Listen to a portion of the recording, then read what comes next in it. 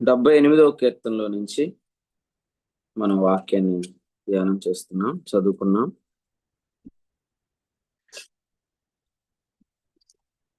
యాభై 51వ వచనం. ఐగుప్తులోని జ్యేష్ఠులు నన్నందరినీ పాము గుడారములలోనున్న బలప్రారంభమైన ప్రథమ సంతానమునైన సంహరించింది.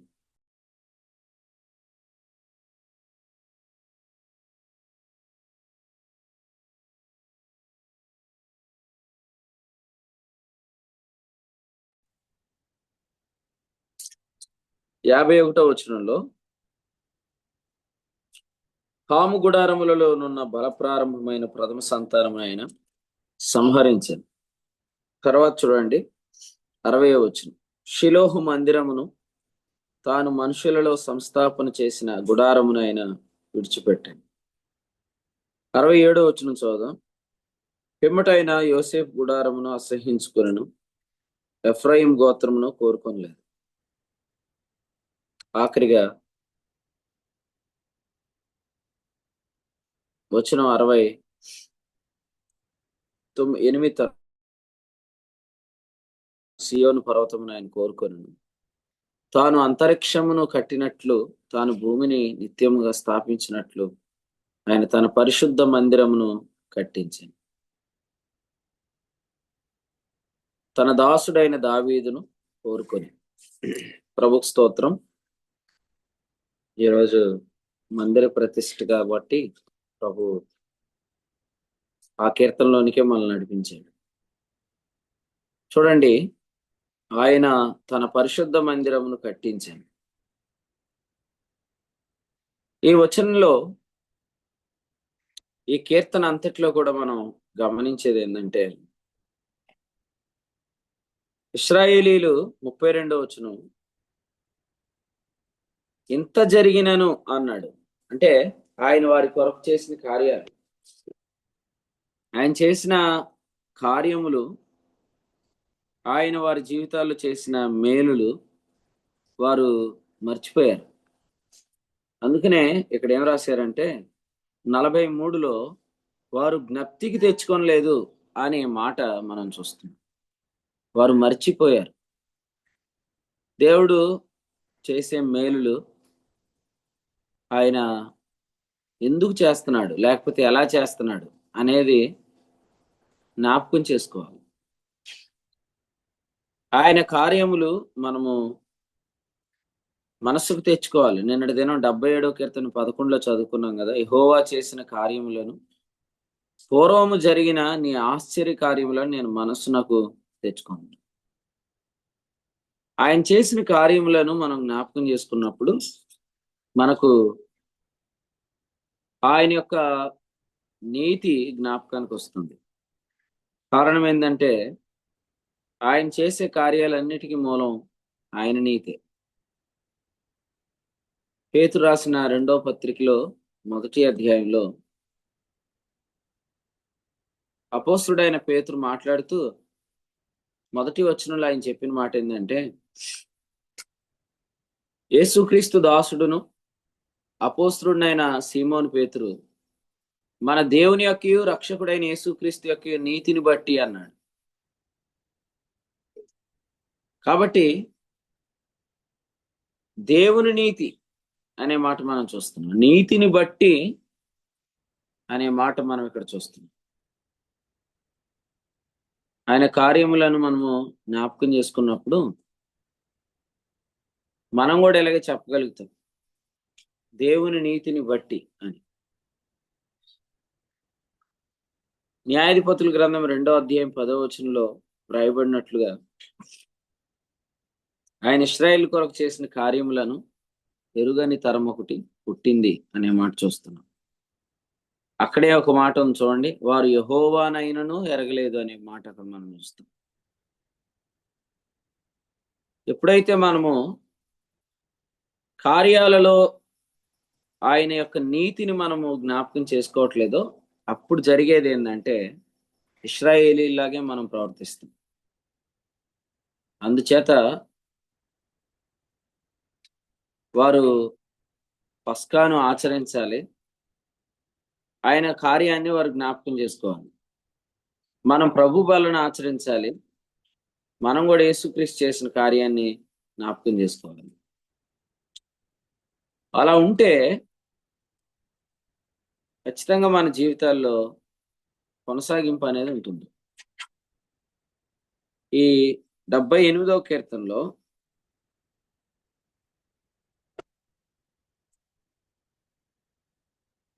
51వ వచనంలో చెప్పినట్లుగా హాము గుడారం అనే మాట ఇక్కడ చెప్పాడు.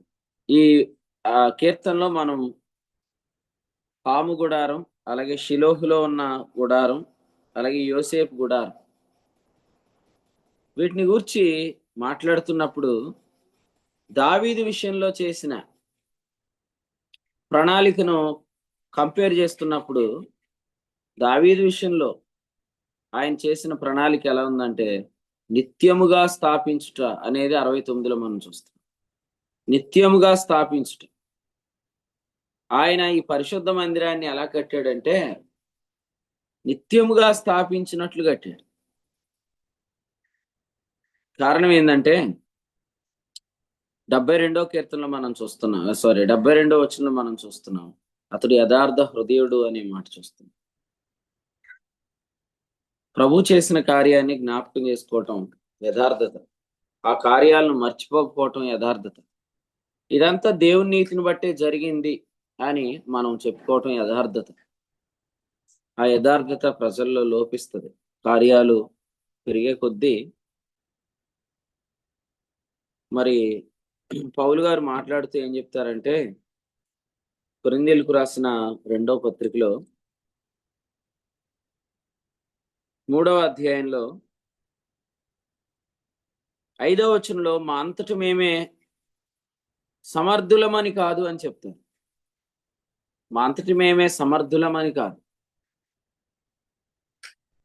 ఆయన మాట్లాడుతూ అంటారు మా వలన ఏదో అవుతుంది అన్నట్లు కాదు అనే మాట కూడా ఆయన జ్ఞాపకం చేస్తూ 4వ అధ్యాయం 7లో చెప్పారు మా మూలమైనది కాదు అని చెప్పాడు.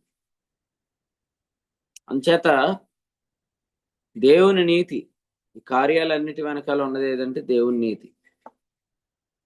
అందుచేత ఆయన కార్యములను, ఆయన నీతిని జ్ఞాపకం చేసుకుంటే మరి మనము యథార్థ హృదయాలుగా ఉంటాం. యథార్థ హృదయము గలవారు ఎలాగ స్థాపించబడతారో మనము ఈ కీర్తనలో చూస్తున్నాం. సమూయేలు 2వ గ్రంథం 7:14లో చెప్పిన మాటను ఇక్కడ జ్ఞాపకం చేసుకుంటున్నప్పుడు యథార్థ హృదయం గలవాడు కనుకనే దావీదు విషయంలో చెప్పాడు సౌలుకు దూరం చేసినట్లు అతనికి నేను కృపను దూరం చేయనని చెప్పాడు.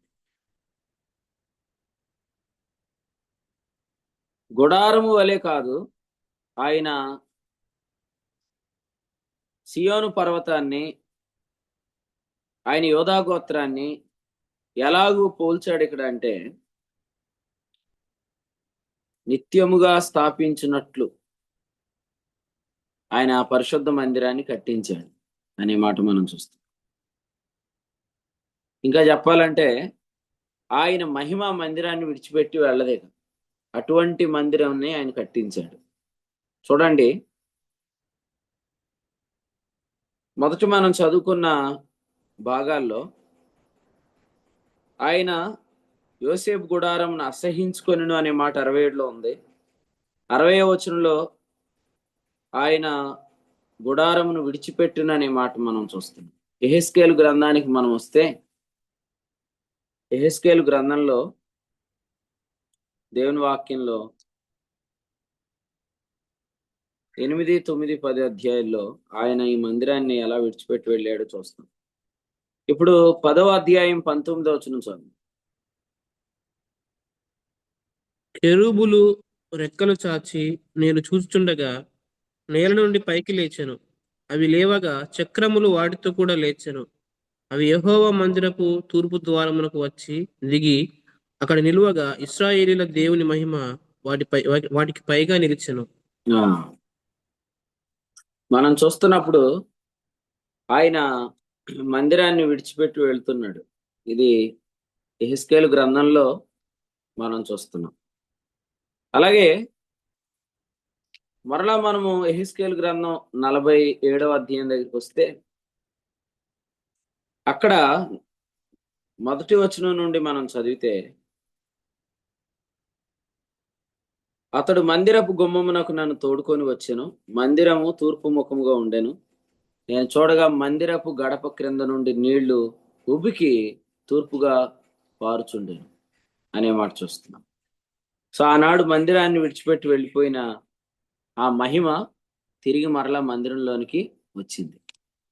యెహెజ్కేలు గ్రంథం 47వ అధ్యాయంలో మనం చూస్తున్నప్పుడు ఇక్కడ చూస్తున్న మందిరపు గడప క్రింద నుండి నీళ్లు అన్నాడు. అంటే ఆ రోజు ఆయన మందిరాన్ని విడిచిపెట్టడానికి కారణం విగ్రహము. కానీ ఈ రోజు మరలా మందిరంలోనికి ఆయన వచ్చినప్పుడు ఆ మందిరంలో మరి జీవజల నదులు కనిపిస్తున్నాయి అన్నమాట.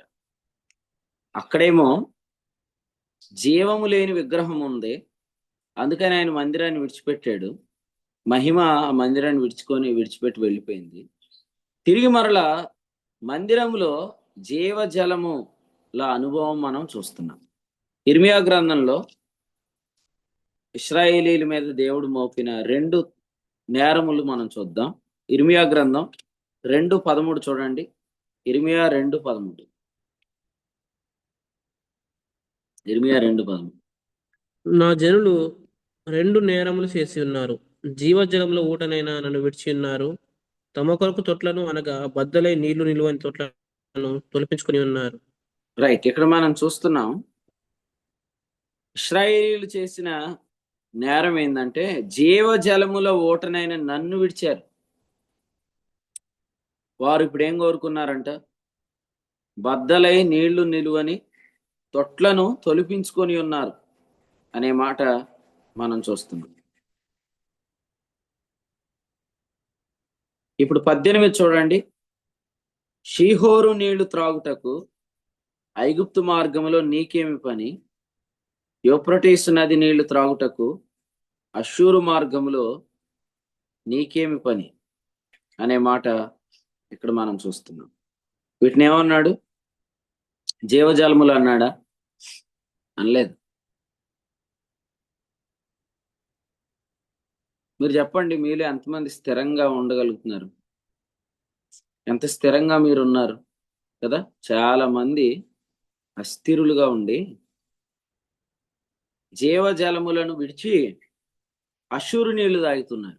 జీవజలములను విడిచి మళ్ళీ యూఫ్రటీస్ నీళ్లు తాగుతున్నారు. యెషయా గ్రంథం 30వ అధ్యాయంలో చెప్పినట్లుగా ఐగుప్తుకు తిరగొద్దు అన్నాడు. ఐగుప్తుకు తిరగొద్దు, అష్షూరుకు పోవద్దు అని అర్థం. ఐగుప్తుకు తిరగొద్దు, అష్షూరుకు పోవద్దు. ఆ నీళ్లు మళ్ళీ త్రాగాలని అనుకోవద్దు. వెనక్కి తిరగొద్దు, ఆ నీళ్లు మళ్ళీ తాగొద్దు. కారణం ఏంటంటే ప్రభు ఏం చెప్పాడు? నేనిచ్చు నీళ్లు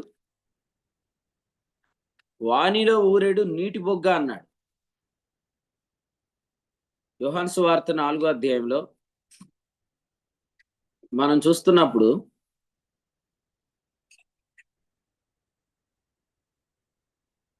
14వ వచనంలో ప్రభు చెప్పారు కదండి. ఇప్పుడు సమరయ స్త్రీ జీవితంలో ఒక తప్పుడు ఆరాధన ఉంది. ఇప్పుడు ప్రభు ఆమెని యథార్థమైన ఆరాధనలోనికి తీసుకొని వస్తున్నాడు. మీరు చూడండి, విగ్రహారాధన అనేది ఎలాంటిది అంటే ఆ నీళ్లు జీవజలముల నీళ్ల వంటివి కాదు. అది ఊరేడి నీటి బొగ్గు కాదు. కానీ ప్రభు మనల్ని ఈ ఊట దగ్గరికి తెచ్చాడు. ఈ ఊటలోని తాగమని చెప్తున్నాడు. నిజంగా ఈరోజు సంఘాల్లో అటువంటి జీవజల నదులు కలిగిన సంఘాలుగా, మందిరాలుగా మన మందిరాలు ఉండాలి. యోహాను సువార్తలో కూడా యేసు ప్రభు 7వ అధ్యాయంలో ఆయన మాట్లాడుతూ 39వ వచనంలో మనం చూస్తున్నాము. అక్కడ ఆయన చెప్పిన మాట, నా యందు విశ్వాసం ఉంచువారి కడుపులో నుండి జీవజల నదులు పారును కదా. కడుపు అంటే అర్థం ఏంటి? మనం కడుపు అంటే ఏమని చెప్పుకున్నాం, గుర్తుంది మీకు ఎవరికైనా? కడుపు అంటే ఇక్కడ గర్భము అని చెప్పుకున్నాం. ఆహారం వెళ్ళే కడుపు వేరు, ఆత్మ ఉన్న కడుపు వేరు అని మనం ధ్యానం చేసాం ఆ మధ్యకాలంలో. ఆహారం వెళ్ళే కడుపు అది బహిర్భూమిలోనికి అది ఆహారం వెళ్ళిపోతుంది, కానీ దేహం ప్రభు నిమిత్తమే అని చెప్పిన సందర్భంలో అబ్రహాము గర్భంలో క్రీస్తున్నాడు, దావీదు గర్భంలో క్రీస్తున్నాడు అనే విషయాన్ని మనం ధ్యానం చేసినప్పుడు ఈ జీవజలముల నది మనలో ఉన్నది అనేది మనం జ్ఞాపకం చేసుకున్నాం. కాబట్టి ఈరోజు మందిరాల్లో ఉండాల్సింది ఏంటంటే ఈ జీవజలముల అనుభవం, జీవజలముల నదుల అనుభవం. మనము మందిరాల్లో యాక్టివిటీస్ పెట్టి ప్రజల్ని ఎంత మాత్రం కూడా సంతృప్తి చెందించలేం.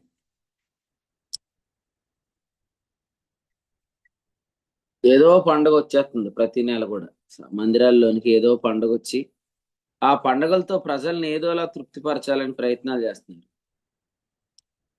కానీ వాస్తవంగా మందిరంలో జీవజలముల ఓట ఉండాలన్నమాట. ఆ నది ఓట ఉన్నప్పుడు ఆ మందిరము ఎంత అద్భుతంగా ఉంటదంటే, యెషయా గ్రంథంలో దాని గురించి మాట్లాడుతూ ఇలా చెప్పాడు. యెషయా గ్రంథంలో 28:11 ఏం చెప్పాడంటే, అలసిన వారికి నెమ్మది, అలసిన వారికి విశ్రాంతి అని చెప్పాడు. అలసిన వారికి నెమ్మది, అలసిన వారికి విశ్రాంతి అన్నాడు. మనం మందిరంలోకి వచ్చినప్పుడు జీవజలముల నది అక్కడ ఉంటే, ఓట అక్కడ ఉంటే, అక్కడ మనకు అలసిపోయినప్పుడు, సునీత అక్క చూడండి అలసిపోయింది, ఎందుకంటే అలసిపోతా ఉంటాం అన్నమాట. ఊరికే ఎగ్జాంపుల్ చెప్పాను. మనం అలసిపోతా ఉంటాం కదా, అయితే రీఫ్రెష్మెంట్ అనేది వచ్చేసిద్ది అనమాట. యోహాను సువార్త 4వ అధ్యాయంలో కూడా యేసు ప్రభు సమరయ స్త్రీ దగ్గర సందర్భంలో ఆ బావి దగ్గర ఆయన ఎలా కూర్చున్నాడు? అలసిన రీతినే అనే మాట 6వ వచనంలో రాయబడింది. అలసి ఉన్న రీతిలో ఆయన కూర్చున్నాడు. అలసి ఉన్న రీతిలో. నిజంగా మనము బయట అలసిపోతున్నాం. చాలా మంది మనల్ని అలిసేటట్టు చేస్తున్నారు, కానీ రీఫ్రెష్ అయిపోతున్నాం. ప్రభు సన్నిధిలోనికి రాగానే, ఆయన మందిరంలోనికి రాగానే ఆ జీవజలముల అనుభవం వల్ల మనం ఒకసారి మళ్ళీ రీఫ్రెష్ అయిపోతాం. అందుకే ఇక్కడ ఏం చెప్పాడంటే 32వ వచనంలో మీకు తెలియని ఆహారం నాకు ఉన్నది అని చెప్పాడు. ఆయన అలసిపోయాడు కదా అని అందరూ అనుకుంటున్నారు, కానీ ఆయన ఎంత ఓపికగా మాట్లాడుతున్నాడంటే, ఆయన ఎంత మరి యాక్టివ్గా ఆయన ఆ స్త్రీతో మాట్లాడుతున్నాడంటే, తెలియని ఆహారం అనే మాట మనం చూస్తున్నాం. మరి మీరు చెప్పండి, ఓ కడుపులో వేసుకోవటమే కానీ కడుపులో ఉన్నదాన్ని ఉపయోగించుకోవటం అనేది మన జీవితాల్లో ఉందా? మధ్యాహ్నం అయినప్పటికీ అన్న నీరసం వచ్చేసింది అన్న అంటాం, మధ్యాహ్నం తిన్న తర్వాత నిద్ర వచ్చేస్తుంది అన్న అంటాం. అందుకనే ఆహారం కంటే కడుపులో ఉన్న జీవజల నదుల అనుభవంలో ఒక తెలియని ఆహారాన్ని మనం ఎక్స్పీరియన్స్ చేయొచ్చు. మరి దాన్ని మనం ఎక్స్పీరియన్స్ చేయాలి. మన ప్రియ ప్రభు అయిన యేసుక్రీస్తు మనకు దాన్ని అనుగ్రహించాడు. ఆ తెలియని ఆహారాన్ని, శిష్యులకు తెలియని ఆహారాన్ని యేసు ప్రభు ఎక్స్పీరియన్స్ చేసినప్పుడు, వారు ఆ స్త్రీతో మాట్లాడుతున్నప్పుడు 27వ వచనంలో ఆశ్చర్యపడ్డారనే మాట మనం చూస్తున్నాం. ఎందుకంటే వాళ్ళు ఆహారం కొనడానికి వెళ్ళినప్పుడు యేసు ప్రభు ఎలా ఉన్నాడు? బావి దగ్గర అలసిపోయి ఉన్నాడు. తిరిగి మరలా ఆయన వచ్చేటప్పటికి ఆయన ఏం చేస్తున్నాడు? సాధారణంగా మళ్ళీ వచ్చేటప్పటికి ఏం చేస్తాం? ఎక్కడ దొరికితే ఆడ కదండి, ఎక్కడ దొరికితే అక్కడ వేసేస్తాం మనం నిద్ర. నిన్న ప్రశాంత్ చాలా లాంగ్ జర్నీ చేసుకొని వచ్చాడు. రాత్రి పెంటపాడు మీటింగ్ అయిపోయింది. మేము మాట్లాడుకుంటున్నాం, ఎక్కడ దొరికితే అక్కడ నిద్రపోతున్నాడు. ఎక్కడ దొరికితే అక్కడ ఒక స్లీపర్ క్లాస్ లాగా ఏర్పాటు చేసుకొని నిద్రపోతున్నాడు. సరే అని, ఇలా గాదిలి అబ్బాయి అలసిపోయాడు అని చెప్పి వెంటనే మేము రాత్రి బయలుదేరి కారులో వస్తున్నప్పుడు, మధ్యలో వచ్చినప్పుడు నేను మళ్ళీ వెనక్కి తిరిగి చూశాను ఏం చేస్తున్నాడని. మళ్ళీ అందులో నిద్రపోతున్నాడు. ఇక మేము వచ్చి కూర్చున్నాము. ప్రభు అన్నాడు కదా గెత్సెమనే తోటలో, ఇక మీరు లేండి, వెళ్ళి అలసట తీర్చుకోండి, వెళ్ళి నిద్రపోండి, నా గడి వచ్చిందని చెప్పినట్టు ఇక నేను లేండి పడుకోండి ఇక అని నేను లోపలికి వెళ్ళిపోయాను. అలసిపోయినప్పుడు వాస్తవంగా మళ్ళీ తిరిగి వచ్చినప్పటికి యేసుప్రభు నిద్రపోయి ఉంటాడేమో అనుకున్నారు. కానీ ఆయన ఏం చేస్తున్నాడంటే మళ్ళీ రీఫ్రెష్ అయ్యి ఆయన చెప్తున్నాడు. ఇటీవల జాన్ పాల్ కూడా చాలా రీఫ్రెష్గా ఉంటున్నాడు. తెలియని ఆహారం అది. అర్థమైందా? ఎందుకు అలా చూస్తున్నాం? అలసిపోయే వాళ్ళు రిఫ్రెష్ అయిపోతున్నారు అనమాట. కారణం ఏంటంటే కడుపులో ఉన్న నీళ్లు పనిచేసినప్పుడు మనుషులు అలా ఉంటారు. ఎలా ఉంటారంటే రీఫ్రెష్గా ఉంటారు. లేకపోతే ఆవలెత్త, లేకపోతే జాకబ్ గారు చూడండి చాలా యాక్టివ్గా ఉన్నాడు, అలా ఉంటారు. అంతేగాని నీరసంగా ఎవరు ఉండరు, అలసిపోయినట్టు ఎవరు ఉండరు, రీఫ్రెష్గా ఉంటారు అనమాట, యాక్టివ్గా ఉంటారు. యెషయా గ్రంథం 40వ అధ్యాయంలో వాక్యంలో ఏముంది? దేవుడు మనకు పెద్ద పెద్ద పొట్టలు ఎందుకు ఇచ్చాడు అనుకున్నారు? అందులో పరిశుద్ధాత్ముడు ఉన్నాడు. ఆయన ద్వారా జీవజలాలు మనం అనుభవిస్తున్నప్పుడు మనం చాలా ఆరోగ్యంగా ఉంటాం. 40వ అధ్యాయం 30వ వచనం, బాలురు సొమ్మసిల్లుదురు, అలయుదురు, యవనస్తులు తప్పక తొట్రిల్లుదురు, యెహోవా కొరకు ఎదురు చూచువారు నూతన బలం పొందుదురు. జీవజలముల నది అనుభవం ఏంటంటే having and waiting for the revolution of the son of God. దేవుని కుమారుని యొక్క ప్రత్యక్షత కొరకు ఎదురు చూస్తాం. ఈరోజు ఏ రెవల్యూషన్ ఇస్తాడు? క్రీస్తు అను దేవుని కుమారుడు ఎలా బయలుపరచబడతాడు అనే వాతావరణంలో పెరిగినప్పుడు మనం చాలా ఆరోగ్యంగా ఉంటాం. మొలకలు ఇవన్నీ ఓకే, తినండి, మొలకలు తినండి, పొద్దుటే జాగింగ్ చేయండి, పరిగెత్తండి. జూమ్లోకి ఎందుకు రావట్లేదంటే డాక్టర్ గారు చెప్పారంటే, ఏం చెప్పాడు? నువ్వు ఈ టైంలో వాకింగ్ చేస్తే ఆరోగ్యం అన్నాడంట. అందుకని జూమ్ మానేసి మీరు రన్నింగ్ చేస్తారు, ఏదైనా చేయండి.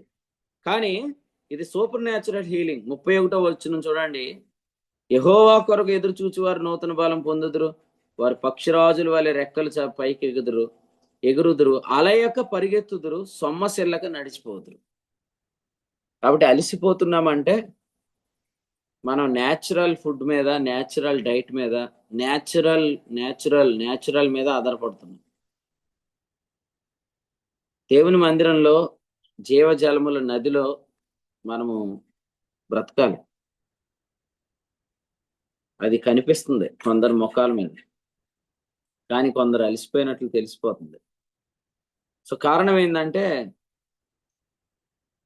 నీళ్లు ఆ నీళ్లు మీద మనం ఆధారపడాలి, ఆహారం మీద మనం ఆధారపడాలి. ఎందుకంటే యెషయా గ్రంథంలో చెప్పిన మాట ఏంటంటే 55వ అధ్యాయంలో మాట్లాడుతూ చెప్పాడు. ఏమనంటే 2వ వచనంలో, ఆహారము కాని దాని కొరకు మీరు రోకలిస్తున్నారు, సంతుష్టి కలుగు చేయని దాని కొరకు కష్టార్జితాన్ని ఏపరుస్తున్నారు. ఇప్పుడు చెప్తున్నాడు, మంచి పదార్థం బుధించండి, సారమైన దాని యందు సుఖింపనీయండి అని చెప్తూ 55వ అధ్యాయం 1వ వచనంలో చెప్పాడు, దప్పిగొన్న వారులారా నీళ్ల యొద్దకు రండి అని చెప్పాడు. కాబట్టి మీరు చెప్పొచ్చు ఎంత క్వాలిటీ ఫుడ్ మనం తింటున్నామని చెప్పినా ముఖాలు ఖచ్చితంగా వాడిపోయి ఉంటాయి. ఎంత క్వాలిటీ ఫుడ్ అనేదండి. డాక్టర్ గారి దగ్గరికి వెళ్తే కూడా పిల్లలకి ఏం రాస్తాడు? బిస్కెట్ ప్యాకెట్లు రాస్తాడు. ఆ బిస్కెట్ ప్యాకెట్లు ఇక్కడ దొరకవు, అవి చాలా కాస్ట్లీ బిస్కెట్ ప్యాకెట్స్ అన్నమాట. అవి తింటే పిల్లలు ఆరోగ్యంగా ఉంటారని రాస్తారు. అంతకంటే క్వాలిటీ ఫుడ్ పెట్టాడు ఎవరికి? ఇశ్రాయేలీలకి. కానీ వాళ్ళు ఎలా ఉన్నారంట? రాలిపోయిన అవయవాల్లాగా అయిపోయారంట.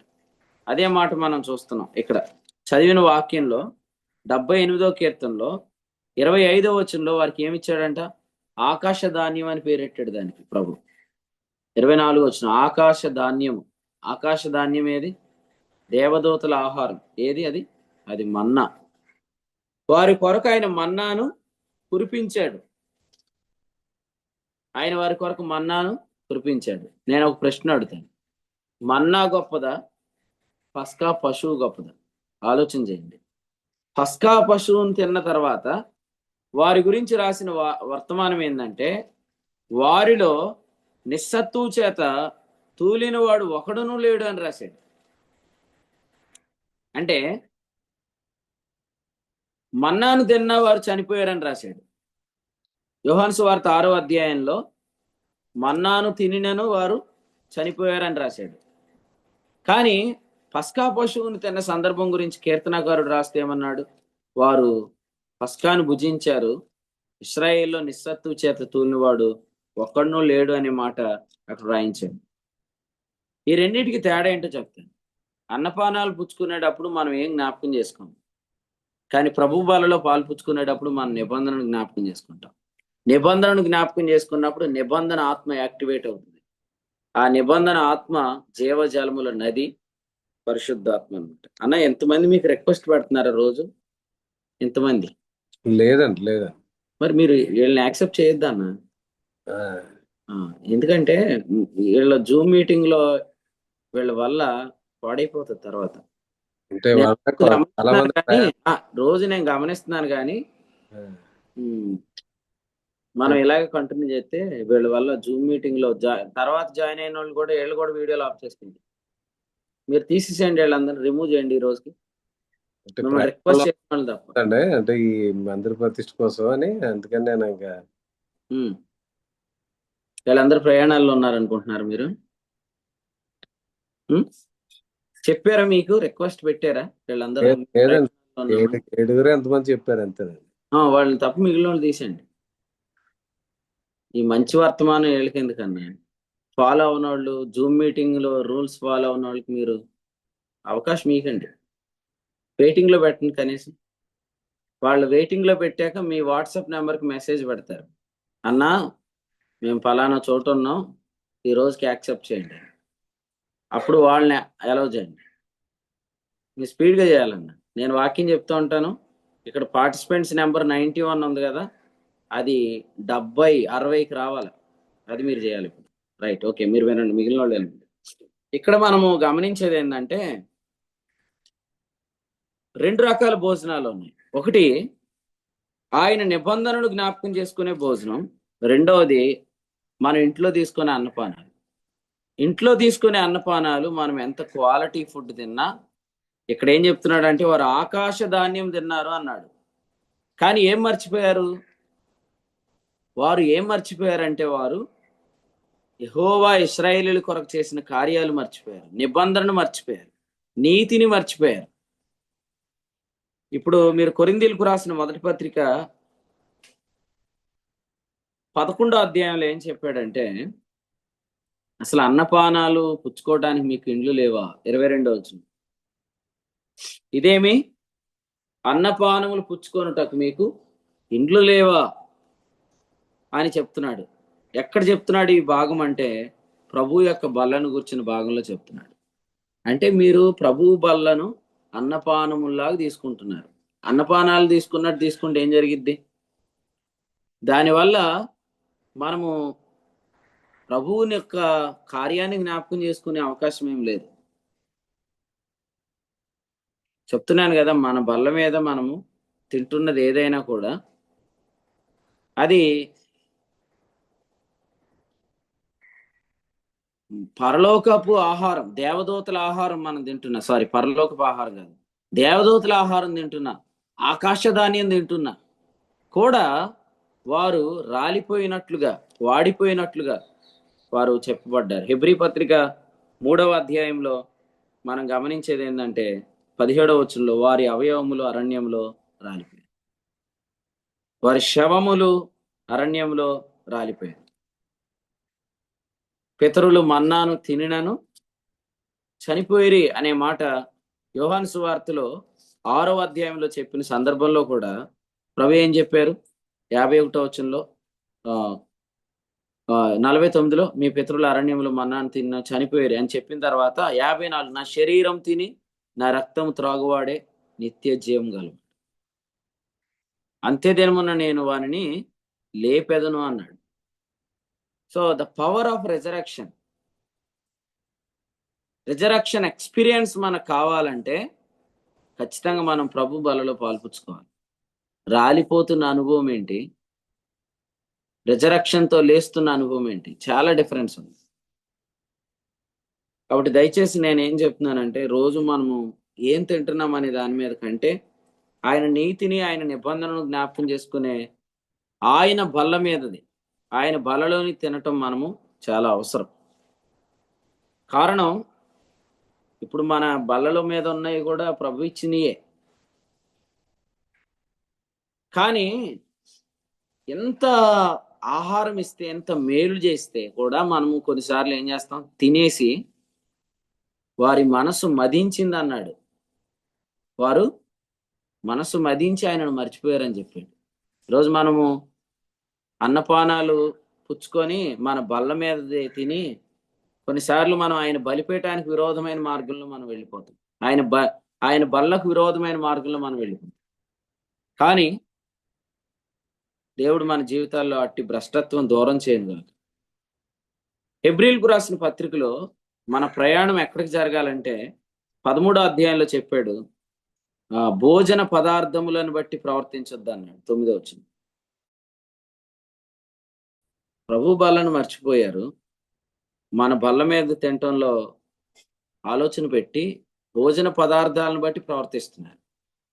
ప్రార్థనకి ఎందుకు రాలేదంటే, కష్టాలన్నా, శ్రమలన్నా, బాధలన్నా, అప్పులన్నా, ఆర్థికంగా బాధలో ఉన్నామన్నా అని ఆయన బల్లకు దూరమైన ప్రయాణాలు చేసేస్తున్నారు. కానీ ఇక్కడ ఏం చెప్పాడు 10వ వచనంలో, మనకొక బలిపీఠం ఉన్నది, దాని సంబంధమైన వాటిని తినుట గుడారంలో సేవ చేయవారికి అధికారం లేదని. ప్రభు బలలోనిది తింటున్న వారుగా ప్రవర్తిద్దాం. ఆయన బలిపీఠం మీద తింటున్న వారు అందరూ ఇప్పుడు ఎక్కడ సేవ చేయొచ్చు? ఆయన గుడారంలో కదండి. ఆయన గుడారంలో సేవ చేసేవారు, సేవకుడు ఎక్కడ ఉంటాడు? అందుబాటులో ఉంటాడు. అందుబాటులో ఉంటున్నామా? ఒక్క ఫోన్ కాల్ చేయండి అన్న, మీకేం కావాలితే నేను అది తెస్తాను అనేవాళ్ళు వద్దు. నీవు దేవుని మందిరంలో ఉండాలి, దేవుని సేవ చేయాలి. సమూయేలు గ్రంథంలో 3వ అధ్యాయంలో పరిచర్య కొరకు అప్పగించబడిన సమూయేలు 2:11, ఆ బాలుడైన సమూయేలు యెహోవాకు పరిచర్య చేస్తున్నవాడు. 3వ అధ్యాయంలో మనం చూస్తున్నాం. ఆయన ఎక్కడున్నాడంటే 3వ వచనం, యెహోవా మందిరంలో పండుకున్నాడు. He is very near to the temple, he is very near to the church అనుకోండి ఇప్పుడు భాషలో. ఆయన చాలా సమీపం. ఎంత సమీపంగా ఉన్నాడంటే, యెహోవా పిలవగానే నేను ఉన్నానని చెప్పాడు. ఆలోచన చేయండి. ఈరోజు మనము దేవుని మందిరానికి, సహవాసానికి, వ్యాపారాలను బట్టి దూరం అయిపోతున్నాం. తెలియని విగ్రహం అది మన జీవితాన్ని. జీవజలముల నదిని దూరం చేసిద్ది. ఈ వ్యాపారం మంచిది కాదు. ఎందుకంటే ఏమీ లేవు అంటారేంటండి? వాస్తవంగా ఏమీ లేక కాదు. చాలా మంది సంపాదిస్తున్నారు, కూడబెట్టుకుంటున్నారు. మనం సంపాదించాలనే కాంపిటీషన్లో చాలా మంది ఇలాగూ మోసపోతున్నారు. వాక్యంలో ఏం చెప్పాడు? తిమోతికి రాసిన పత్రికలో 2వ అధ్యాయంలో 4వ వచనంలో, దండులో నిన్ను చేర్చుకున్న వాడిని సంతోష పెట్టాలంటే నువ్వు జీవన వ్యాపారాల్లో చిక్కుకోవద్దు. మార్నింగ్ ఒకటి, మధ్యాహ్నం ఒకటి, రాత్రి ఒకటి, ఇలాంటి వ్యాపారాల్లో చిక్కుకొని ధనార్జనలో పడిపోయి, ధనాపేక్షలో పడిపోయి, వ్యాపారాన్ని ప్రేమిస్తూ ఇప్పుడు ముఖాలు అలసిపోయినాయి, మనుషులు అలసిపోయారు. దీని అంతటి గల కారణం ఏంటంటే, ఆ జీవన వ్యాపారం అనే విగ్రహము యెహెజ్కేలు గ్రంథంలో చెప్పినట్లుగా మన జీవితాల్లోకి వచ్చినప్పటి నుంచి ఆయన మహిమ, ఆయన ప్రభావం రెండు మనల్ని విడిచిపెట్టి వెళ్ళిపోతాయి.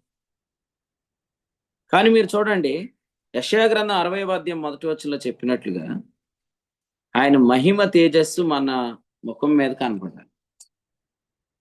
జనములు ఆ వెలుగునకు మన యొద్దకు వస్తారు. మనం చేయాల్సిన వ్యాపారం ఇదే. మీరు చూసారా? లూకాసు వార్తలో 10వ అధ్యాయంలో పూటకోళ్ళ వాని ఇంటికి తీసుకొని వెళ్ళిన ఈ వ్యక్తి కొరకు ఏం వాడారు? తైలము, ద్రాక్ష రసము మాత్రమే కాదు, 2 దేనారములు అంటే ధాన్యం అను ధాన్య ద్రాక్ష రస తైలము ఇతని కొరకు వాడారు. పూటకోళ్ళ వాని ఇంటికి తీసుకొని వచ్చిన ఈ సందర్భంలో లూకాసు వార్త 10వ అధ్యాయంలో 2 దేనారములు అంటే అర్థం ఏంటంటే 2 పంటలు అని కూడా అర్థం. నేను ఇంతకుముందు కూడా చెప్పాగా మీకు, పూటకోళ్ళ వాని ఇల్లు అంటే రూతు గ్రంథానికి సాదృశ్యం. రూతు గ్రంథంలో రూతు వచ్చినప్పుడు 2 కోతలు అక్కడ జరుగుతున్నాయి. ఒకటి యవల కోత, 2 గోధుమల కోత. అందుకనే ప్రకటన గ్రంథంలో ఈ సందర్భం గురించి మాట్లాడుతూ 6వ అధ్యాయం 6లో ఏమన్నాడంటే నూనెను ద్రాక్షారసమును అనే మాట చెప్పాడు. తర్వాత గోధుమలు యవలు అని చెప్పాడు. సో ఇది ప్రభు మనకు అనుగ్రహించే డైట్ అన్నమాట. ప్రభు మనకిచ్చే ఫుడ్. అది పూటకోళ్ళ వాని ఇంటిలో ఉంది.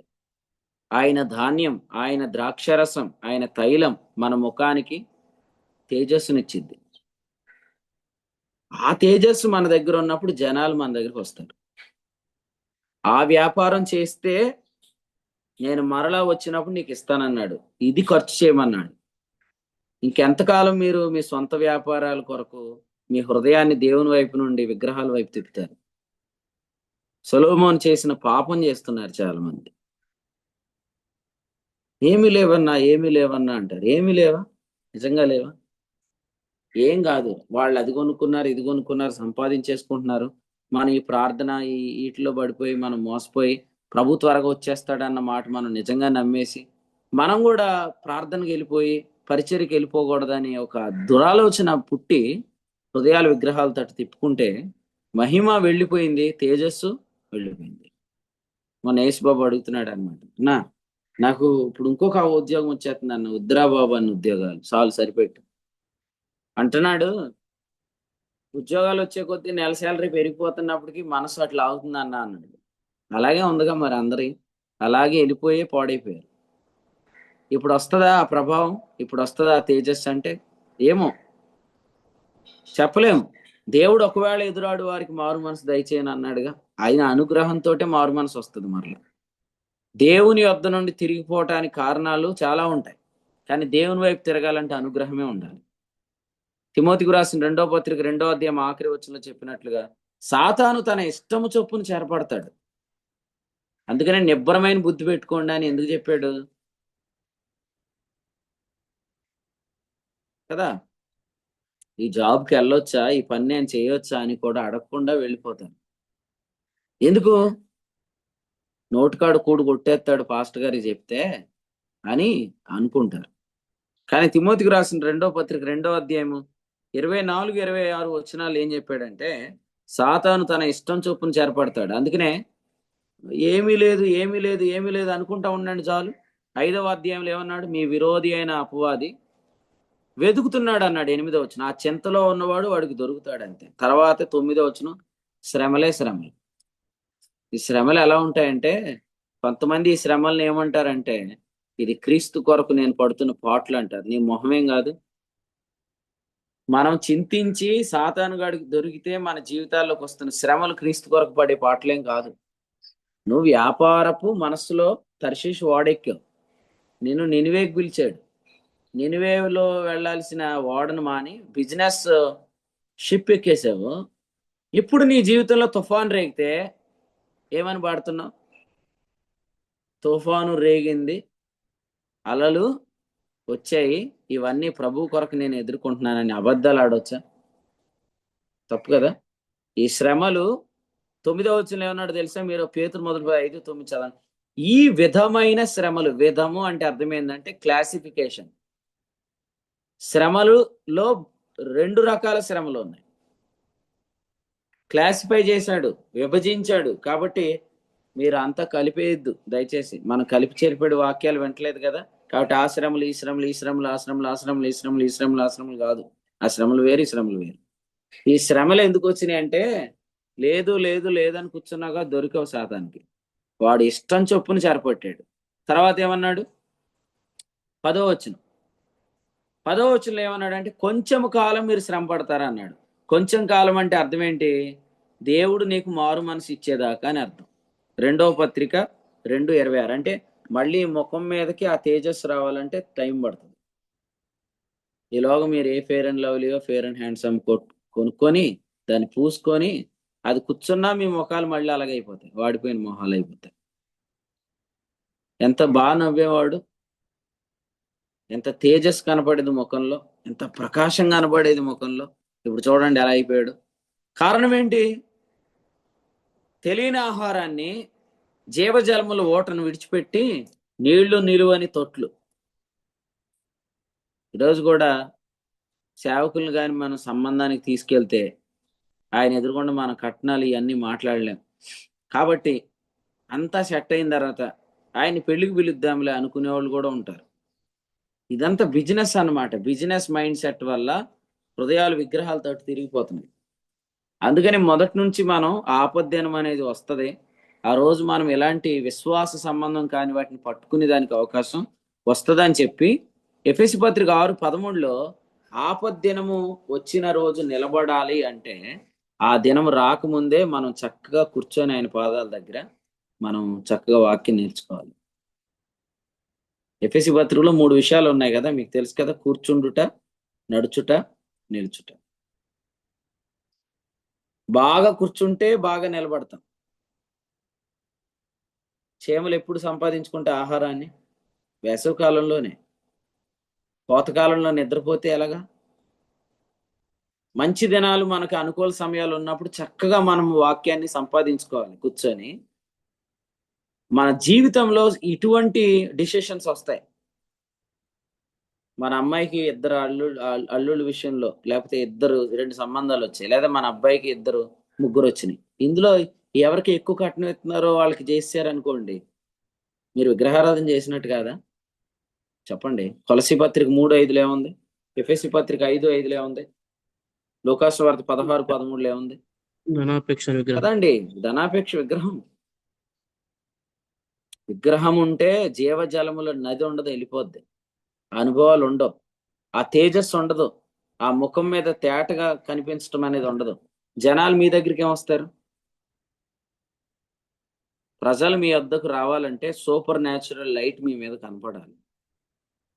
అపోస్తల కార్యాల గ్రంథం 6వ అధ్యాయంలో ఆఖరి వచనంలో ఏముంది? సభలో కూర్చున్న వారందరి ముఖాలు చూస్తే స్టెఫను ముఖం ఎలా ఉందంట? అది వెలుగుతుంది. మాత్రమే కదా, స్టీఫెన్ అంటే అర్థం ఏంటి? కిరీటం. ఏ కిరీటం? హెబ్రీ పత్రిక 2:10 మహిమా ప్రభావములతో కిరీటం. మహిమ ఉంది, ప్రభావం ఉంది, తేజస్సు ఉంది. కారణం లోపల ఆత్మ ప్రేరేపణ ఉంది. పరిశుద్ధాత్మ ద్వారా అతడు ప్రేరేపించబడుతున్నాడు. జీవజలములు. అర్థమైందా? అర్థం లేదు. క్రీస్తు న్యాయపీఠం దగ్గర వ్యాపారాన్ని చూసుకోవటానికే ప్రభు వస్తున్నాడు. ఆయన ఏమంటాడు? మీకు తలాంతులు ఇచ్చాను, మీరు ఎలా బిజినెస్ చేశారో వచ్చి చెప్పమంటాడు. అప్పుడు మన బిజినెస్ గురించి మనం చెప్తామా? ఆయన మనకిచ్చిన తలాంతులతో మనం చేసిన వ్యాపారం గురించి చెప్తాం. ఇదిగో ప్రభువా, నేను నీ కొరకు ఈ ఊర్లో పరిచర్య ప్రారంభించాను, నువ్వు నన్ను వాడుకున్నావు, ఫలానా వ్యక్తిని నేను నీ దగ్గర తీసుకొచ్చాను, వారి ద్వారా ఇదిగో ఇటువంటి పరిచర్య జరిగింది. సో ఇది కదా మనం చెప్పాల్సింది. ఇది చెప్తామా? ఇదిగో ప్రభువా, ఆ రోజు వెళ్ళాను, ఇంత సంపాదించాను, దాన్ని నేను ఎలా చేశాను, మళ్ళీ ఇంత సంపాదించాను అని మనం చెప్తామా? ఆలోచన చేయండి. కొంతమంది చాలా విచిత్రంగా యేసు ప్రభు చెప్పిన ఆ భాగంలో ప్రభు ఏమన్నారు? మరి అలాగైతే మీ సొమ్ము సాహుకారుల దగ్గర వడ్డీకి ఇవ్వండి అని అన్నాడు కదా, దాన్ని కూడా బిజినెస్కి వాడేస్తున్నారు. యేసుప్రభు అక్కడ చెప్పిందేమో ఆత్మల విషయంలో చెప్తే వడ్డీకి డబ్బులు తెప్పొచ్చు అని దాన్ని దీనికి వాడుతున్నారు. అంటే అసలు బిజినెస్ కాదురా బాబు, దేవుని పని అని చెప్తే దేవుని పనిలో చెప్పిన ఉదాహరణనే వడ్డీ వ్యాపారానికి వాడుతున్నారు. చూడండి మరి. అంటే వాక్యాన్ని తమకు ఇష్టం వచ్చినట్టు మలుస్తున్నారు. అంటే వీళ్ళకి అసలు దేవుని భయం ఉందా? క్రీస్తు న్యాయపీఠం ఉందా? 2 రోజుల క్రితం ఒక సేవకుడితో మాట్లాడుతున్నప్పుడు, తమ్ముడు నీ గురించి మైకులు బయటకు పెట్టి మైకుల్లోనే చెప్తున్నారు బ్రదర్ అన్న అసెంబ్లీలో ఒక సంఘంలో ఏమని చెప్తున్నారంటే 2027లోని యేసుప్రభు వచ్చేస్తాడని చెప్తున్నాడు దుర్బోధకుడు అని చెప్తున్నారంటే, అవునన్నా త్వరగా వస్తే ఇబ్బంది ఏంటంటే అప్పుడు ఆయన కూడా అదే సేవకుడు. ఆయన అంటున్నాడు, త్వరగా వస్తే ఇబ్బంది ఏందంటావేంటి తమ్ముడు, ఇప్పుడు చాలా అక్రమమైన పనులు చేస్తున్నారు కదా, వీటన్నిటి గురించి అప్పుడే లెక్క చెప్పాలని భయపడుతున్నారు వాళ్ళు అని చెప్తున్నాడు. కాబట్టి త్వరగా ప్రభు వస్తే లెక్కలు చెప్పాల్సిన రోజు ఉందనే భయం ఉన్న వాళ్ళు ఎవరైనా ఇటువంటి వ్యాపారాలు చేస్తారు, ఇటువంటి విగ్రహాల చుట్టూ తిరుగుతారు, ఈ జీవజలముల ఊటను తిరస్కరిస్తారా, ఈ తేజస్సు పోగొట్టుకుంటారు, ఈ మహిమా ప్రభావముల అనుభవాన్ని పోగొట్టుకుంటారు. దయచేసి ఈ ఉదయకాలం ఆలోచన చేయండి. దావీదు యథార్థ హృదయుడు అంటే అర్థం ఏంటి తెలుసా? మీరు యోధా రాజుల అనుభవాల్లో మీరు గమనించని ఒక అద్భుతమైన అనుభవం ఏంటంటే, ఆయనలో ఎక్కడా కూడా విగ్రహారాధన లేదు. ఉందా? దావీదు జీవితంలో యోధా రాజుల్లో యథార్థంగా ఉన్న వాళ్ళలో కూడా కొంతమంది ఏం చేశారు, ఉన్నత స్థలాలు ఉండనిచ్చారు. మనం ఇప్పుడు చదువుకున్నాం కీర్తనలో. బలిపీఠంలోని వాడు పడద్రోయలేదు, వారు ఎంతో కొంత ఉంచారు, కానీ ఒక్క వచనం చూపించండి దావీదు విగ్రహారాధన చేశాడని మీకు కనపడదు. అంటే యథార్థమైన ఆరాధనలోనే దావీదు జీవితం కొనసాగింది. So this is the secret. ఏంటంటే ఆయన కట్టిన మందిరం వేరు, అంతకు ముందున్న గుడారాలు వేరు. ఆ గుడారాల్లోనికి విగ్రహం వచ్చింది, ఆయన దాన్ని విడిచిపెట్టాడు. కానీ ఈ మందిరాన్ని ప్రభు నిత్యముగా స్థాపించాడు. నేటికి మనం కూడి వస్తున్న మందిరం కూడా అదే నిబంధనకు చెందిన మందిరం. తిమోతికి రాసిన మొదటి పత్రిక 3:15లో దేవుని మందిరములు అనగా జీవము గల దేవుని సంఘం అని చెప్పాడు కదా. ఈ దేవుని మందిరానికి పునాది ఎవరు? ఎఫెసీ పత్రిక 2:20 క్రీస్తు యేసే ముఖ్యమైన మూలరాయి అయి ఉండగా అపోస్తులు ప్రవక్తలు వేసిన పునాది. ఎవరు ఆ పునాది? కొరింథీ మొదటి పత్రిక 3:11 వేయబడిన తప్ప మరి పునాది ఎవడును వేయనారడు, ఈ పునాది యేసుక్రీస్తే. కాబట్టి still we are in the covenant of David's covenant, Abraham covenant. అబ్రహాంతో దేవుడు చేసిన నిబంధనలో, దావీదుతో దేవుడు చేసిన నిబంధనలోనే నేటికి క్రొత్త నిబంధనలో, కృపా నిబంధనలో, గ్రేస్ కవనెంట్ లో, ఈ విశ్వాస నిబంధనలో మనం ఉన్నాం. కాబట్టి ఈ మందిరం నిత్యముగా స్థాపించబడింది. ఇశ్రాయేలీల్లో కూడా ఆ పడిపోయిన గుడారాన్ని ఆయన బాగు చేస్తాడు. తిరిగి మరలా దేవుడు దావీదుకి ఇచ్చిన వాగ్దానం లేదా అబ్రహాంతో చేసిన నిబంధన జ్ఞాపకం చేసుకుంటాడు. అంచేత దయచేసి మందిరంలో చేరి వస్తున్న మనము, ఈ మందిరం ఎవరికి ఆలయం అని చెప్పాడు? కొరింథీ మొదటి పత్రిక 3:16 జీవజలముల నదికే, దేవుని ఆత్మకి ఆలయం. మర్చిపోద్దు, మీరందరూ దేవుని ఆలయం. మరి దేవుని ఆలయమై ఉన్న మీరు వ్యాపారపు మనసు ఎక్కడి నుంచి వచ్చింది మీకు? కదా, మన సహోదరుడు ఇలా చెప్తున్నాడు అనమాట, మీకు ప్రోత్సాహం కొరకు చెప్తున్నాడు. ఫలానా స్థలంలో నాకు ఎంత స్థలం ఉందన్నా, దాన్ని కూడా అమ్మి పరిచయం చేయాలి అని. ఈరోజు మందిరం కట్టిన సహోదరి కూడా, వాళ్ళు కూడా వాళ్ళకున్న ఆస్తులను అమ్మి ప్రభు పని చేయాలనే ఆలోచనతో అడుగులేస్తున్న కుటుంబం అది కూడా. సో ప్రభు మనకి అటువంటి కృప దయచేయను గాక. ఎందుకంటే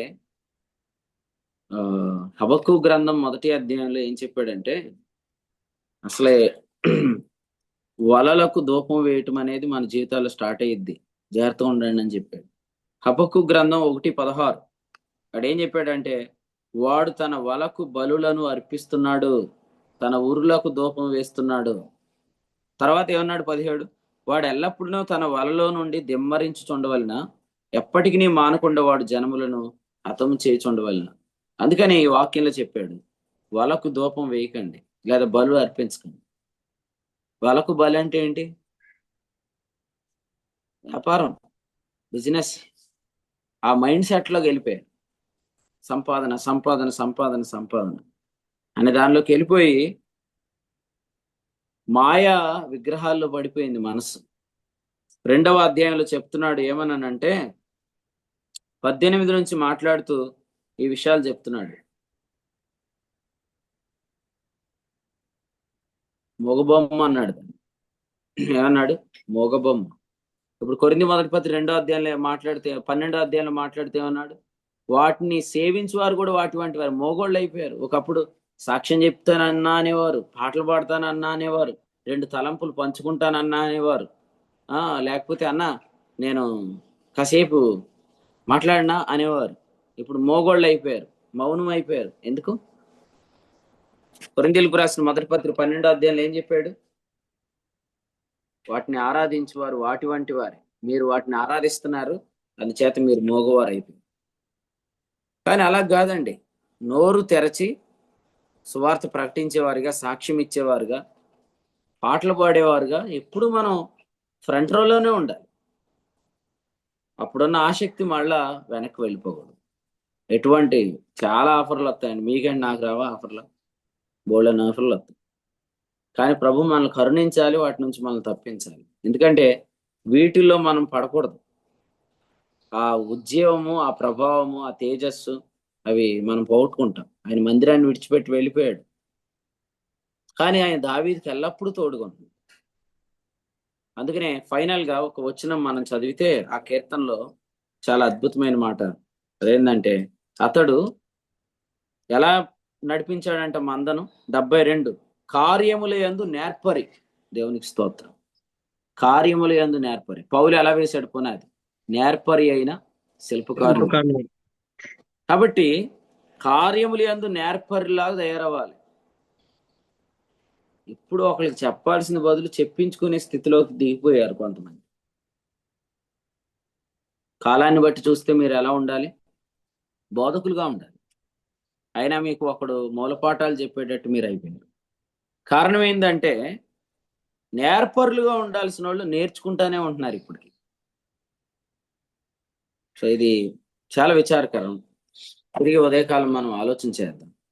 భోజన పదార్థములను బట్టి ప్రవర్తించడానికి మీరు చెప్తే బాగుంటుంది, నేను చెప్పను. భోజన పదార్థములను బట్టి ఎవరైతే ప్రవర్తిస్తున్నారో వారికి ఏం ప్రయోజనం కలగదు. మీరు సేవకుని వెంబడించండి. 13వ అధ్యాయం 6వ వచనంలో చెప్పాడు, లేదా 7వ వచనంలో చెప్పాడు, వారి ఫలం మీకు దొరుకుతుంది. వారి ఫలం, వారి అంతం వరకు నడుచు రీతిని మీరు కానీ ఆలోచన చేస్తే వారి ఫలం మీకు కలుగుతుంది. నిజంగా నేను ఒక ప్రశ్న అడిగాను లాస్ట్ వీక్ మా మందిరంలో, మా సంఘంలో. ఏమనంటే, వీళ్ళు ఎంతమంది నన్ను నమ్ముతారని అడిగాను. ఎందుకు అన్నానంటే, ఇంకా మీ హృదయాలు అటు ఇటు తిప్పుకొని అటు ఇటు పోతున్నారు, కానీ మీరు మమ్మల్ని వెంబడిస్తే మీరు నష్టపోయేది ఏముండదు అని చెప్పాను. చాలా సంతోషం. కొందరు ఆ అడుగుల్లో ఉన్నందుకు నేను ప్రభుని స్తుతిస్తున్నాను. ఎందుకంటే 7వ వచనంలో చెప్పినట్లుగా ఈ సేవకుడు, లేకపోతే ఈ నాయకుడు, ఈ బోధకుడు మనల్ని లాభంలోనికే తీసుకెళ్తాడు, కానీ మీ హృదయాలు తిప్పుకుంటే మాత్రం ఏం ప్రయోజనం మీకు కలగదని 9వ వచనంలో చెప్పాడు. కాబట్టి దేవుని నమ్మండి, దేవుని వాక్యాన్ని నమ్మండి, అలాగే దేవుని వాగ్దానాలు నమ్మండి, దేవుని సేవకుని నమ్మండి. ఈ 4 విషయాలు కొరింథీయులకు రాసిన 2వ పత్రిక 1వ అధ్యాయంలో 18 నుంచి మాట్లాడుతూ వచ్చాడు. దేవుడు నమ్మదగినవాడు, దేవుని కుమారుడైన యేసుక్రీస్తు నమ్మదగినవాడు 20, దేవుని వాగ్దానములు నమ్మదగినవి 19, దేవుని సేవకులు కూడా ఇక్కడ ఉన్నవారు నమ్మదగినవారు. అంటే నమ్మదగిన దేవుణ్ణి, నమ్మదగిన దేవుని వాక్యాన్ని, నమ్మదగిన దేవుని వాగ్దానాలను, నమ్మదగిన సేవకులను విడిచిపెట్టి నమ్మదగని వాటి తట్టు హృదయాలు తిప్పుకుంటే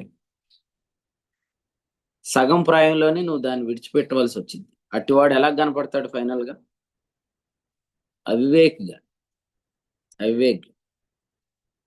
కాబట్టి నేను చెప్పా కదా, 2 రోజుల క్రితం నేను మాట్లాడిన ఆ సేవకుడితో నేను అడిగిన ప్రశ్న ఏంటంటే, నేను ఎంతవరకు సేవకు వచ్చిన కాడి నుంచి ఈ సంస్థ దగ్గర నేను ఏమైనా ఫండ్ తీసుకోవటం ఆధారాలు ఉన్నాయా అంటే, నేను వాళ్ళ దగ్గర ఏమైనా తీసుకున్నట్టు ఆధారం ఉందా అని 2 సంస్థల గురించి చెప్పాను అనమాట. అందులో సేవకులకి ఇచ్చే నిధికి సంబంధించి.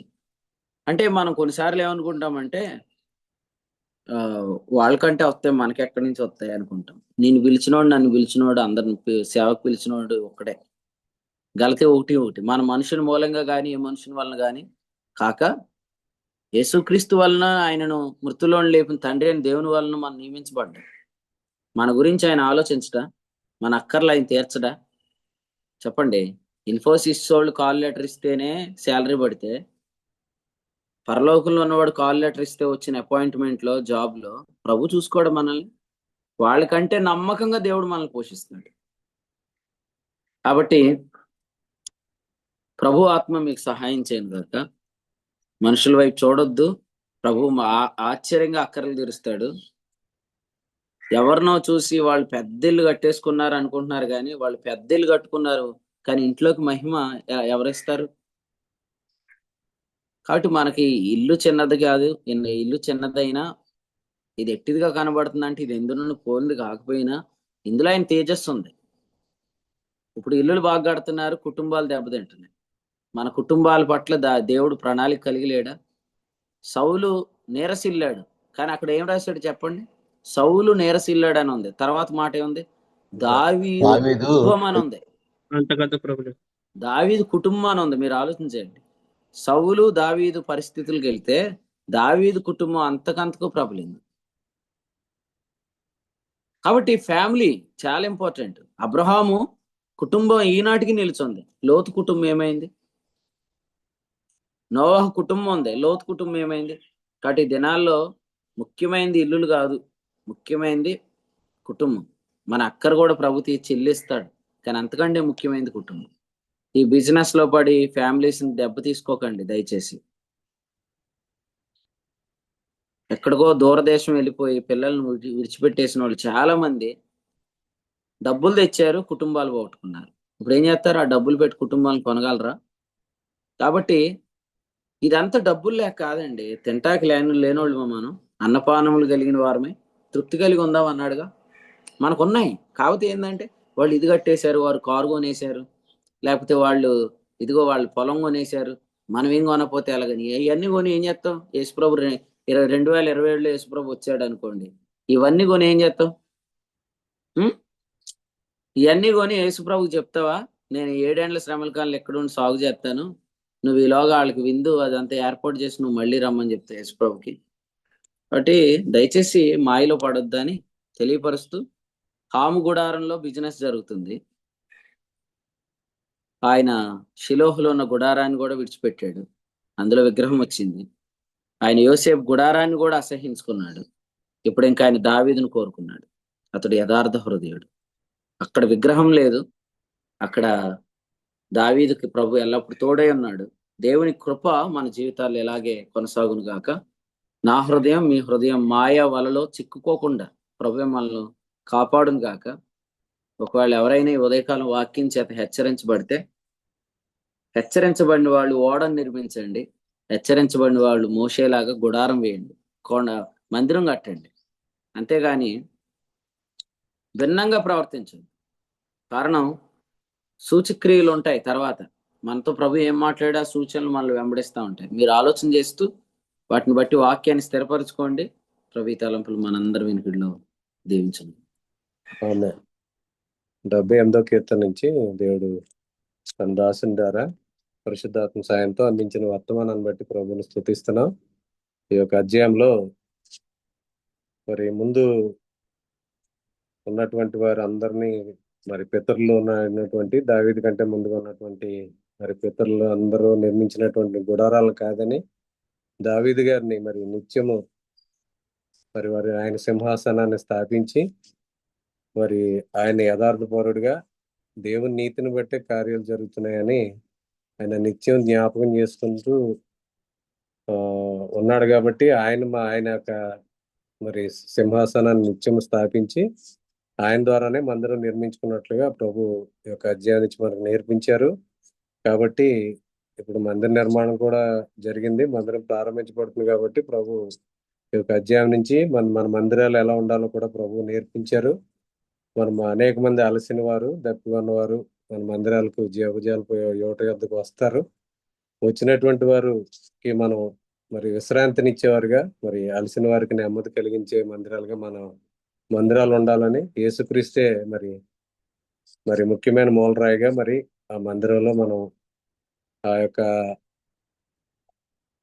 అక్షయమైనటువంటి ఆహారాన్ని మరి పరలోకపు మన్నాను మరి అక్కడ పెట్టే విధంగా మనం నడిపిస్తే వారు మరి పుష్టి కలిగి దేవుని కొరకు మరి నేర్పరి అయినటువంటి కార్యాలు, దేవుని కార్యాలు చేసేవారుగా ఉంటారని, ఎప్పుడైతే మన నీళ్లు నిల్వని తొట్టుల వద్ద అనగా వాకు సత్యవాక్యాన్ని సరిగా విభజించినటువంటి మందిరాల్లో ఉండడం వల్ల మనకి ఏ విధమైనటువంటి అభివృద్ధి అనేది ఉండదని, కాబట్టి మనం ఈ క్షయమైన దాని కొరకు మనం ఈ యొక్క జీవన వ్యాపారంలో చిక్కుకుంటే ఇప్పుడు వస్తున్నటువంటి వర్తమాన వాక్యం అనే మరి అక్షయమైనటువంటి ఆహారాన్ని, జీవజాలకు ఊటను సంపాదించుకోకపోతే మనకు కలిగే నష్టాన్ని కూడా ప్రభు ఈ యొక్క అధ్యాయం నుంచి మనకు నేర్పించారు. అందుని బట్టి ప్రభుని స్తుతిస్తూ అదే శ్రేష్టమైన వర్తమానం పరిశుద్ధాత్మ సాయంతో అందించిన దేవుని సేవకులకు కుడి పక్షం వందనాలు తెలియజేస్తున్నా. ఇప్పటి వరకు నిలిచి వాక్యమైన దేవుని ప్రియులకు అలాగే అందరికి కూడా సేవకులకు కూడా వందనాలు తెలియజేస్తున్నా. ఈ రోజు ఉదయం 10 గంటలకు మరి మందిర ప్రతిష్ఠ కొరకు, సాయంత్రం జరిగే కృతజ్ఞత కూడి కొరకు, రేపటి దిన జగన్నాథపురంలో జరిగే వన్ డే కాన్ఫరెన్స్ కొరకు, ఎల్లుండి జరిగే ప్రార్థన కూడి కొరకు ప్రార్థన చేయండి. అలాగే సెప్టెంబర్ 30 నుంచి అక్టోబర్ 3వ తేదీ వరకు జరిగే ఆదిలాబాద్ కాన్ఫరెన్స్ కొరకు ప్రార్థన చేయండి. సిద్ధపడండి. కొద్ది టికెట్లు మాత్రం అందుబాటులో ఉన్నాయి, రిజర్వేషన్ చేయించుకోవాలని తెలియజేస్తున్నాం. ఈ సమయంలో దేవుని సేవకులు పెద్దాపురంలో పరిచయం చేస్తున్న డేవిడ్ రాజు గారు ప్రార్థన చేసి కొడుకును ముగింపు చేస్తారు. వందనాలండి.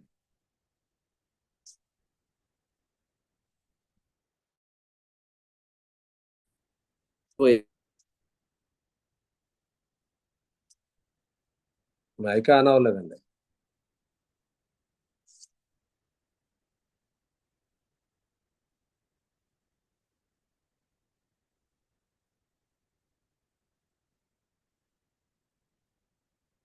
అవ్వట్లేదండి. అయిందండి. ఓకే, ప్రార్థన చేయండి. ప్రార్థన చేసుకున్నాను. అందరికీ వందాలండి. ప్రార్థన చేసుకుందండి. పరిశుద్ధుడైన డాడీ నాయన, ఇంతవరకు నాయన యేసయ్య తండ్రి, నీ సేవకుల ద్వారా మరి అనేక విషయాలు శ్రేష్టమైన తలంపులు మాకు ఇచ్చారు. అందుని బట్టి స్తోత్రం తండ్రి. నాయన యేసయ్య తండ్రి, మీరు హాము గుడారాన్ని విడిచిపెట్టారు, శిలోహును విడిచిపెట్టారు తండ్రి అని దేవా, నీకు స్తోత్రం తండ్రి. దావీదు గుడారాన్ని మీరు ప్రభా మీరు నిలబెట్టారు తండ్రి. నాయన దావీదైతే యథార్థ హృదయుడై ప్రభా తన జనులను పరిపాలించనని కార్యములందు నేర్పరై ఉన్నాడని మీరు సెలవిచ్చారు. అందుని బట్టి స్తోత్రం ప్రభా తండ్రి. నాయన జీవజాల ఓటైనా నిన్ను నాయన మేము వెంబడిస్తూ నీలో సాగుటకు, నీ యొక్క తేజస్సు, నీ యొక్క మహిమను మేము ధరించుకొని ముందుకు వెళ్ళటకు సహాయం చేయండి నాయన. నా ఇర్మియా ద్వారా మీరు సెలవిచ్చారు, నా ప్రజలు 2 నేరములు చేశారని, జీవజన్మదులు నేను విడిచిపెట్టారు, నిల్వని తొట్టున్న వారు సిద్ధపరచుకున్నారని మీరు సెలవిచ్చారు. అందుని బట్టి స్తోత్రం తండ్రి. ఈ లోక జీవన వ్యాపారంలో మేము చిక్కుకొనకుండా సహాయం చేయండి. మరి సాతాను నాయన నన్ను ఎంతో నాయన కనిపెడుతున్నాడు ప్రభా, ఎవరిని మింగుదనని తప్పించడానికి నాయన ప్రయత్నిస్తున్నాడు ప్రభా. వాడి ఊరిలో వారి చిక్కులో ఈ జీవన వ్యాపారంలో చిక్కుపడకుండా మమ్మల్ని కాపాడుతూ మీక నాయన దివ్యమైన వాక్యం చేత ప్రభా మమ్మల్ని తృప్తిపరుస్తూ, మమ్మల్ని నడిపిస్తూ, మమ్మల్ని ప్రోత్సహిస్తూ, మేలు కలుపుతూ నడిపిస్తున్న విధానాన్ని బట్టి నీకే స్తుతి మహిమ ఆరోపిస్తున్నాం ప్రభా. అనేక రీతిలుగా మీరు మాట్లాడారు ప్రభా, నీకు స్తోత్రం తండ్రి. ఇశ్రాయేలుకి ఆకాశధాన్యం ఇచ్చినను వారు రాలిపోయారు ప్రభా. మాకైతే ఈ యొక్క జీవాహారాన్ని ఇచ్చి తృప్తిపరుస్తూ అనుజనము ప్రభా మనం బలపరుస్తూ నడిపిస్తున్న విధానాన్ని బట్టి స్తోత్రం స్తుతి మహిమ ఆరోపిస్తున్నాం ప్రభా తండ్రి. నాయన నిన్ను అనుసరించినప్పుడు ప్రభా నీ యొక్క కృపలో మమ్మల్ని బలపరుస్తున్నావు తండ్రి, నీకు స్తోత్రం ప్రభా. నీవు నమ్మదగిన దేవుడు అని నీ వాక్కులో సెలవిస్తుంది ప్రభా. వాగ్దానం చేయవాడు నమ్మదగిన వాడు, నీ వాగ్దానం నమ్మదగినవని, నీ సేవకుడు కూడా నమ్మదగిన వాడని మీరు సెలవిచ్చారు ప్రభా తండ్రి. మేము నాయన నమ్మదగిన వారిగా ఉండాలని నాయన నువ్వు కోరుచున్నావు ప్రభా తండ్రి. నాయన మేము నమ్ముతూ నీలో ఇంకను నీ యొక్క రక్షణలోకి, నీ యొక్క ఉన్నత శక్తిలోకి మనం ముందుకు సాగుటకు సహాయం చేయండి ప్రభా. వారు తమ వలలకు బలులు అర్పిస్తున్నారని ఆయన ధూపం వేస్తున్నారు మీరు సెలవిచ్చారు ప్రభా. అటు రీతిగా కాక ప్రభా నీ వైపే తిరిగి ప్రభా నీ గుడారంలో ప్రవేశిస్తూ నీ యొక్క నాయన బలిపీఠం ద్వారా నాయన కనిపెట్టుకుని ఉంటాకు సహాయం చేయండి. నీ కొరకు కనిపెట్టేవారు ప్రభా సమస్యలుగా పరిగెత్తెదరని నాయన అలయక నడిచెదరని మీరు సెలవిచ్చారు ప్రభా తండ్రి. నాయన నీవే నడిపించండి ప్రభా. చెప్పుకొని వారు నా యొద్దకు రండి అన్నారు ప్రభా, నీకు స్తోత్రం ప్రభా తండ్రి. నీ యొద్దకు వచ్చినప్పుడు మమ్మల్ని ఎంతగానో మా దాహం తీర్చి తృప్తిపరుస్తూ నడిపిస్తున్నారు ప్రభా. ఈ కృపా వాక్యం ద్వారా అనేక నాయన నీ బిడ్డలను ప్రభా జూమ్ ద్వారా బలపరుస్తున్నారు. పునరుత్థాన శక్తితో నింపుతున్నారు ప్రభా. నూతన తేజస్సు, నూతన శక్తి, నూతన ప్రభావము, నూతన మహిమను ప్రభా నాయన ఇచ్చి నడిపిస్తున్నారు. అందుని బట్టి స్తోత్రం తండ్రి. ఈ దినమునైనా నువ్వు ఇచ్చిన వర్తమానాన్ని బట్టి నీకు స్తోత్రం ప్రభా. ప్రతి దినము కూడా మరి నాయన లైవ్ లో కూడా నాయన మరి అనేక రీతిలుగా మరి కొనసాగింపు గురించి, నిరీక్షణ గురించి, విశ్వాసం గురించి కూడా మీరు తెలియజేసినప్పుడు నిజంగా ఆత్మీయంగా ఆనందంతో మమ్మల్ని నింపుతున్నారు ప్రభా. నీ సేవకునికి ఇచ్చిన ప్రత్యక్షతను బట్టి నీకు స్తోత్రం ప్రభా. నీకే వందనములు ప్రభా. నువ్వు ఇచ్చిన పిల్లల సహోత్సాన్ని బట్టి నీకు స్తోత్రం ప్రభా. ఇదిగో తండ్రి ఈ దినం జరుగునాయన ఆ యొక్క నాయన అతిల్లో జరుగు మందిర ప్రతిష్ఠ విషయంలో సహాయం ఇచ్చేయండి ప్రభా. యేసయ్యా మీరే ఆ మందిరంలో నీ మహిమను, నీ ప్రభావాన్ని ఉంచండి ప్రభా. బిడ్డ రాధమ్మ గారు ఎంతో ప్రయాసపడుతున్నారు ప్రభా. వారి ప్రయాసం చూస్తున్నారు ప్రభా. నాయన వారి కుటుంబాన్ని జీవించండి ప్రభా. వారి కుమార్తె గారు చేస్తున్న స్వార్థ సేవలో ఇంతవరకు తోడై ఉన్నారు, మందిరాన్ని ఇస్తున్నారు ప్రభా. మీరే వేల వేసి తోడుకుని రండి ప్రభా. సాయంకాలం జరుగు ఆ కోడిక విషయంలో కూడా మీరు సహాయం ఇచ్చండి, మేలు ఇచ్చండి ప్రభా. అలాగే రేపు జరుగు నాయన కాన్ఫరెన్స్ విషయంలో మరి నేను శనివారం జరుగు ఆ యొక్క నాయన ప్రార్థన విషయంలో సహాయం ఇచ్చండి ప్రభా. అలాగే నేను సెప్టెంబర్ 30 నుంచి మరి అక్టోబర్ 3 వరకు జరుగు ఆదిలాబాద్ పరిచయ విషయంలో కూడా సహాయం ఇచ్చేయండి. సమస్తము సమకూర్చండి ప్రభా. కృప చూపించండి. మీ దాసులు రోజు 2-3 వర్తమానాలు ఇస్తున్నారు, ప్రయాసపడుతున్నారు ప్రభా. వాళ్ళ ప్రయాసాలు మీరు చూస్తున్నారు. ప్రభునందు ప్రయాసాలు అర్థం కాదన్నారు ప్రభా. వారిని, వారి కుటుంబాన్ని మరుగుగా వారి రాకపోకలో నువ్వు ఇస్తున్న కాపుదలను బట్టి నీకు స్తోత్రం ప్రభా. నీ శక్తి చేత ప్రభా వారిని కాపాడుతూ నడిపిస్తున్న విధానాన్ని బట్టి స్తోత్రం ప్రభా. అంచె దినాల్లో అపాయకరమైన కాలం ఉంటుంది మాకు ప్రభా. నీ జీవవర్తమానం నుంచి నాయన నిలబడే శక్తిని ఇస్తున్నారు ప్రభా. ఈ కృపలో బలపరచమని తండ్రి కూనుకు నడిపిస్తున్న ఆనుకు గారిని, వారి కుటుంబాన్ని కూడా దీవించండి ప్రభా. అయా మీరు నడిపించండి ప్రభా. అయా స్తంభాలుగా ఏర్పాటు చేసిన మా ప్రియులు అందరినీ కూడా దీవించండి ప్రభా. తండ్రి జూమ్ కొడుకులో ఉన్న సేవకులు నాయన ప్రియులైన వారిని అందరినీ కూడా మీరు నడిపిస్తున్న విధానాన్ని బట్టి స్తోత్రం ప్రభా. వారికి ఇచ్చిన పరిచయాలు, కుటుంబాలు కూడా దీవించమని, అల్పుణ్య నన్ను కూడా బలపరిచి నడిపించమని ఈ కొద్ది ప్రార్థన పాలు చేసుకొని యేసుక్రీస్తు నామములో ఈ కూడికను ముగిస్తున్నాం తండ్రి. ఆమేన్ ఆమేన్ ఆమేన్. ముగింపు ప్రార్థన చేసిన దేవుని సేవకులు దేవుడి రాజు గారికి కోడికలో ప్రియులండి ఒకరికొకరు తెలియజేసుకుని కూడిక ముగింపు చేసుకుందాం. అందరికీ వందనాలండి. అందరికీ వందనాలండి. అందరికీ వందనాలండి. అందరికీ వందనాలండి. అందరికీ వందనాలు. అందరికీ వందనాలండి. అందరికీ వందనాలండి. అందరికీ వందనాలండి. హృదయపూర్వక వందనాలు. అందరికీ వందనాలండి. అందరికీ వందనాలు. అందరికీ వందనాలు. అందరికీ వందనాలండి. అందరికీ వందనాలండి. అందరికీ వందనాలండి.